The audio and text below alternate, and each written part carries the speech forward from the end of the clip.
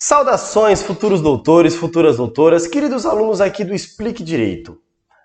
Hoje nós iremos tratar do princípio da oralidade. Mas antes de iniciar a nossa aula, eu vou pedir para você inscrever-se aqui no nosso canal, ativar as notificações para você ser avisado sempre que eu colocar um vídeo novo e também clicar no joinha, tá? O joinha aumenta a relevância dos vídeos do canal, aumenta o número de compartilhamentos pelo YouTube para outros alunos e também nos incentiva a produzir cada vez mais aulas de qualidade aqui, gratuitamente para você, tá bom? Bom, sem enrolação, vamos começar aí a nossa aula do princípio da oralidade. Aqui não tem muito conceito, muito o que escrever para vocês, tá? Eu vou usar essa aula aqui para te dar dicas práticas, explicar, obviamente, o que é o princípio, tá? E fazer umas ilustrações bem legal para você aprender. Então vamos lá. Quando a gente trata de oralidade, a gente está se referindo à fala, certo?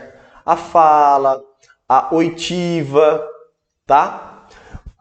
Bom, quando que a gente vai ter a fala e a oitiva dentro do processo? A gente vai ter somente na fase de instrução e julgamento, tá? Então, na fase de instrução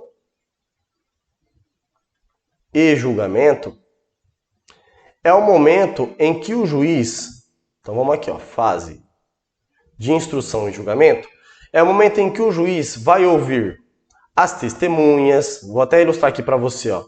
O juiz vai ouvir as testemunhas, o juiz vai ouvir os peritos, tá?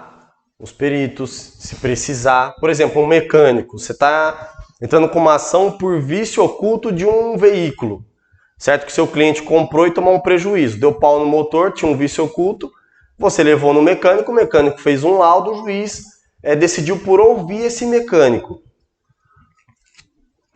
Então, nesse caso, pelo princípio da oralidade, esse mecânico será ouvido na fase de instrução e julgamento. Claro que se você estudou todas as nossas aulas pregressas, né, do processo civil, você vai ver que no início, lá no iniciozinho do direito, o processo ele era praticamente 100%, na verdade ele era 100% oral, certo? Ele corria de 100% de modo oral, ou seja, o autor iria até o pretor, você lembra da figura do pretor? Falava qual era o problema, o pretor chamava a outra parte, certo? E resolvia ali no boca a boca, no verbal.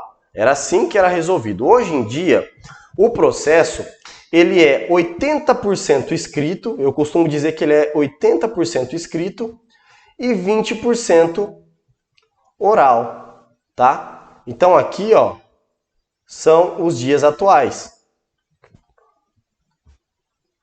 Por que, doutor? Por que, professor?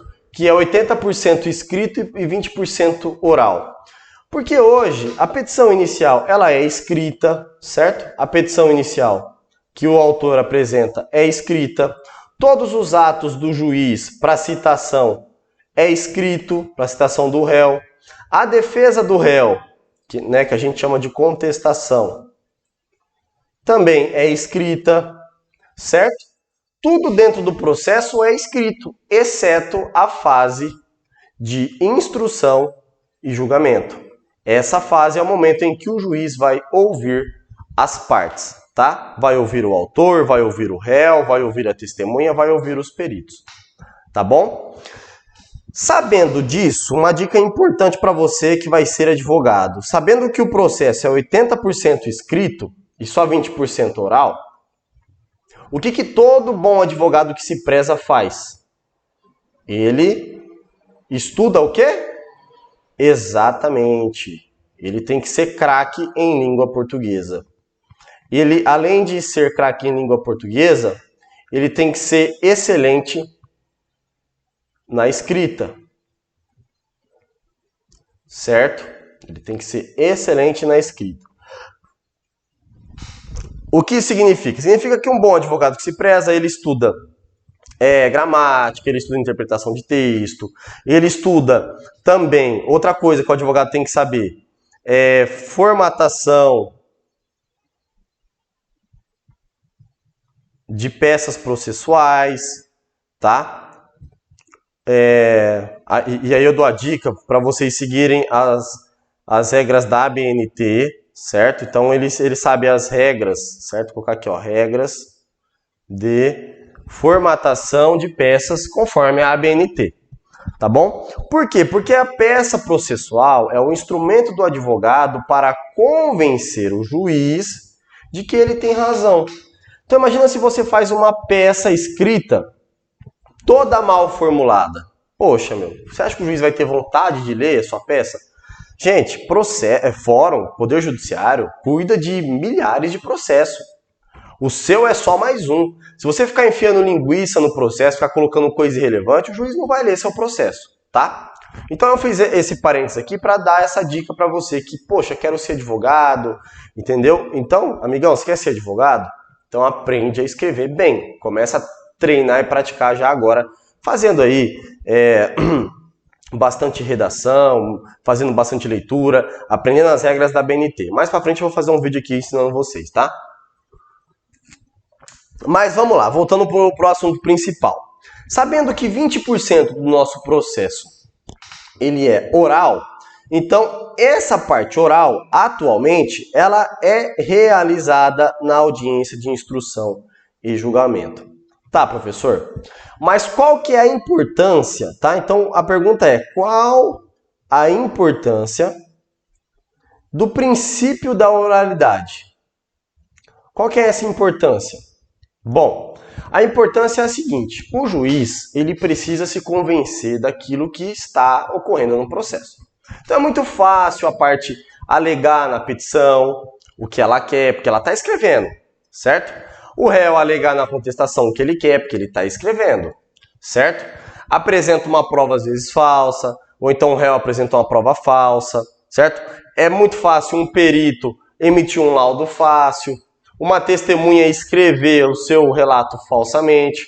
Agora, na hora que começa a audiência, que o juiz começa a fazer as perguntas, que começa a apertar o calo da testemunha, ou do perito, ou do autor ou do réu, é aí que você começa a descobrir as verdades. Por quê? Nessa fase da audiência, é a fase que o advogado vai fazer pergunta, o advogado vai fazer aquele rol de perguntas estrategicamente para desconstruir a versão da parte, para ver se a testemunha está mentindo, para ver se o perito está mentindo, certo?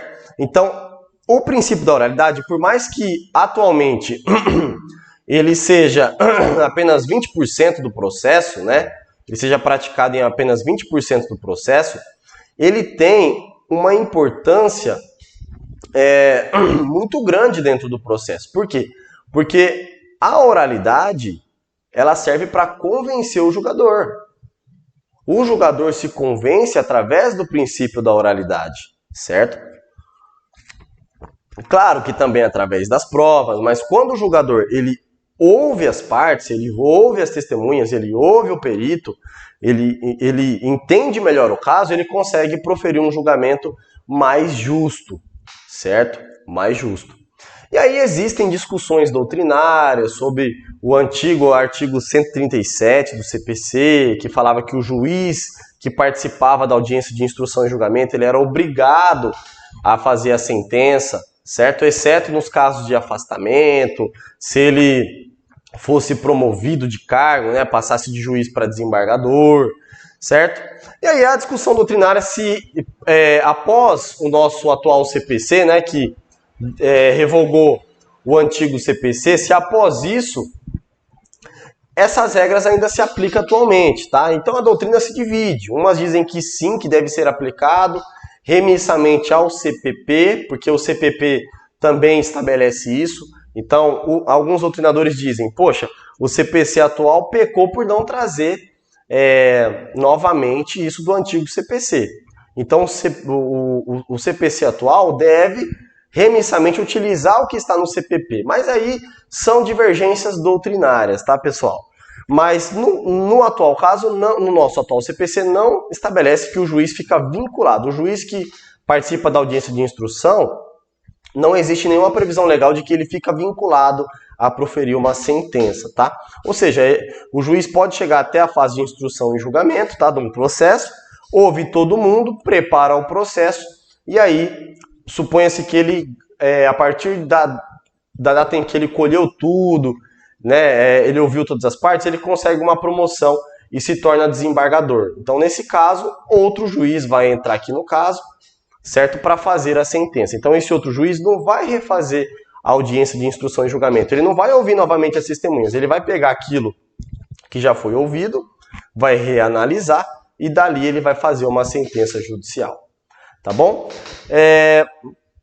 Algumas doutrinas também dizem, certo? Então, assim, estou só batendo um papo aqui com vocês, tá? Algumas doutrinas também fazem uma comparação do sistema francês, né? Que lá no sistema francês existem 2 juízes, tá? Então, existe um juiz que prepara o processo para julgamento. Então, esse juiz, ele analisa a petição inicial, ele colhe as oitivas da parte, certo? As oitivas do perito, né? Os depoimentos, oitivas, depoimentos. Então, ele colhe todas essas provas orais, certo? E provas documentais, prepara, deixa tudo resumidinho aqui dentro de um processo, tá? Deixa preparado aqui no processo. E aí, esse processo é analisado por um outro juiz que profere a sentença, tá? Esse sistema é aplicado no Brasil? Não. Só que, se a gente for parar para pensar, se o juiz, após ouvir todas as partes e for promovido, óbvio que vai entrar outro juiz para analisar. E se entra outro juiz para analisar o caso e o processo já está pronto para julgamento, cabe a ele apenas efetuar o julgamento, tá bom? Outro ponto importante, tudo que é dito em audiência, certo? É reduzido a termo. O que isso significa, reduzir a termo?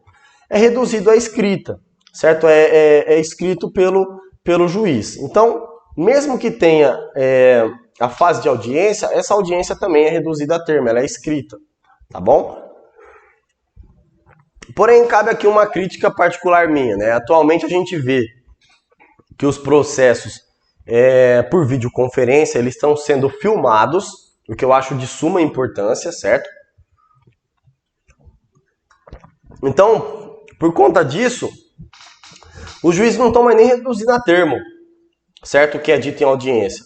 O juiz faz a gravação, né? Coloca lá para fazer o REC, para fazer a gravação, clica lá no REC, faz a gravação, depois para a gravação e junta essa gravação dentro do processo, tá? Então fica ali a prova oral, audiovisual, né? Você consegue ver a pessoa falando e você consegue ouvir a pessoa falando, e aí cabe depois as partes na hora de fazer as alegações finais, se quiser usar algum trecho, né, dessa filmagem, o que eu acredito que fica até mais fácil para depois você fazer as alegações finais, você consegue usar, tá? Mas perceba que o princípio da oralidade, ele tem uma grande importância probatória na fase de instrução e julgamento. E atualmente ele continua sendo utilizado, só que diferente de antigamente, hoje ele é menos utilizado. Ele faz parte apenas da fase de instrução e julgamento, tá bom? Então, a gente encerra aqui tudo sobre o princípio da oralidade. E agora a gente vai para o princípio da persuasão racional. Beleza? Gente, muito obrigado aqui pela sua participação, pela sua paciência e também muito obrigado pela força de vontade de estar aprendendo. Obrigado pelo seu like, obrigado pela sua inscrição, tá bom? E espero que você esteja aqui na próxima aula para aprender sobre o princípio da persuasão racional. Te espero lá. Um forte abraço e tenha um excelente dia.